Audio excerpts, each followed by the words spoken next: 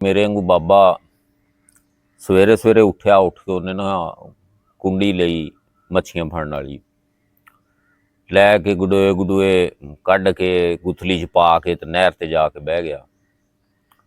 ਨਹਿਰ 'ਤੇ ਬਹਿ ਗਿਆ, ਕੁੰਡੀ ਵਿੱਚ ਸਿੱਟੀ ਤੇ ਆਪਦੇ ਧਿਆਨੇ ਲੱਗ ਗਿਆ। ਤੇ ਇੱਕ ਨਾ ਆਵਾਜ਼ ਆਈ, ਮੈਨੂੰ ਬਾਹਰ ਕੱਢੋ, ਮੈਨੂੰ ਬਾਹਰ ਕੱਢੋ।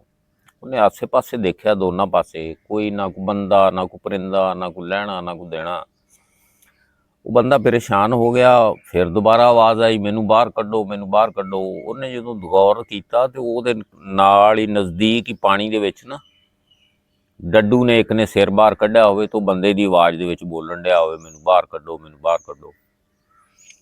ਬੰਦੇ ਨੇ ਆਖਿਆ, ਉਹਨੇ ਆਖਿਆ ਵੀ ਤੈਨੂੰ ਕਦ ਤੋਂ ਬਾਹਰ ਕੱਢੀਏ? ਉਹਨੇ ਆਖਿਆ ਜੀ ਤੁਸੀਂ ਮੈਨੂੰ ਬਾਹਰ ਕੱਢੋ ਤੇ ਮੈਨੂੰ ਇੱਕ ਵਾਰੀ ਚੁੰਮੋ ਤੇ ਮੈਂ ਖੂਬਸੂਰਤ ਹਸੀਨੋ ਜਮੀਲ ਜਿਹਦੇ ਧੌਣ ਦੇ ਵਿੱਚੋਂ ਪਾਣੀ ਲੰਘਦਾ ਵੀ ਨਜ਼ਰ ਆਊਗਾ, ਦੁਨੀਆ ਰਸ਼ਕ ਕਰੂਗੀ, ਮੰਨੂਗੀ, ਐਡੀ ਸੋਹਣੀ ਮੈਂ ਔਰਤ ਬਣ ਕੇ ਤੁਹਾਡੇ ਨਾਲ ਜ਼ਿੰਦਗੀ ਗੁਜ਼ਾਰੂ।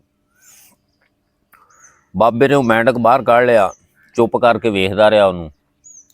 ਉਹਨੇ ਫਿਰ ਅਗਲੀ ਇਹ ਗੱਲ ਆਖੀ, ਉਹਨੇ ਆਖਿਆ ਮੈਂ ਤੈਨੂੰ ਆਖਿਆ ਸੀ ਕਿ ਤੂੰ ਮੈਨੂੰ ਚੁੰਮ, ਮੈਂ ਸੋਹਣੀ ਸੁਨੱਖੀ ਕੁੜੀ ਬਣ ਕੇ ਤੇਰੇ ਨਾਲ ਜ਼ਿੰਦਗੀ ਗੁਜ਼ਾਰੂੰਗੀ। ਲੋਕ ਦੇਖ ਕੇ ਖੁਸ਼ ਹੋਣਗੇ, ਆਖਣਗੇ ਬਾਬੇ ਨੇ ਕਿੱਡੀ ਸੋਹਣੀ ਰਨ ਜਿਹੜੀ ਲਈ ਫਿਰਦਾ ਹੈ। ਬਾਬੇ ਨੇ ਬੜਾ ਸੋਚ ਸਮਝ ਕੇ ਉਹਨੂੰ ਜਵਾਬ ਦਿੱਤਾ। ਉਹਨੇ ਆਖਿਆ ਮੇਰੇ ਹੱਥ ਵਿੱਚ ਇਸ ਵੇਲੇ ਇੱਕ ਬੋਲਣ ਵਾਲਾ ਮੈਂਡਕ ਆ ਤੇ ਲੋਕ ਮੈਨੂੰ ਦੇਖਣ ਆਉਂਦੇ ਆ, ਆਖਦੇ ਵੀ ਯਾਰ ਉਹ ਬਾਬੇ ਕੋਲ ਇੱਕ ਮੈਂਡਕ ਆ ਜਿਹੜਾ ਬੋਲਦਾ।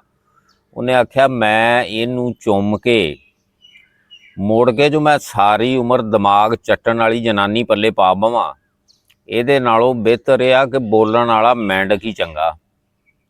ਇਸ ਵਾਸਤੇ ਜਿਹੜਾ ਹੈਗਾ ਨਾ, ਜਨਾਨੀਆਂ ਨੂੰ ਵੀ ਚਾਹੀਦਾ ਵਾ ਕਿ ਇਹ ਨਾ ਹੋਵੇ ਕਿ ਸਾਡੇ ਵਰਗੇ ਬਾਬੇ ਜਿਹੜੇ ਹੈਗੇ ਨਾ ਉਹ ਫਿਰ ਮੈਂਡਕ ਲੱਭਦੇ ਫਿਰਨ। ਤੁਸੀਂ ਥੋੜ੍ਹਾ ਜਿਹਾ ਉਸ ਹਿਸਾਬ ਨਾਲ ਦਿਮਾਗ ਚੱਟਿਆ ਕਰੋ ਕਿ ਜਿਹੜਾ ਸਾਨੂੰ ਮੈਂਡਕ ਲੱਭਣ ਦੀ ਲੋੜ ਨਾ ਪਵੇ। ਅੱਲਾ ਖੁਸ਼ ਰੱਖੇ, ਹੱਸਦੇ ਵਸਦੇ ਰਹੋ। ਮੇਰੀ ਗੱਲ ਦਾ ਅਸਲ ਮਤਲਬ ਇਹ ਸੀ ਵੀ ਆਪਦੇ ਤੋਂ ਓਵਰ ਹੋ ਕੇ ਕੋਈ ਕੰਮ ਨਹੀਂ ਕਰਨਾ ਚਾਹੀਦਾ ਔਰ ਔਰਤਾਂ ਨੂੰ ਬੰਦਿਆਂ ਦਾ ਖਿਆਲ ਰੱਖਣਾ ਚਾਹੀਦਾ। ਅੱਲਾ ਖੁਸ਼ ਰੱਖੇ, ਆਬਾਦ ਰੱਖੇ। ਅੱਲਾ ਹਾਫਿਜ਼।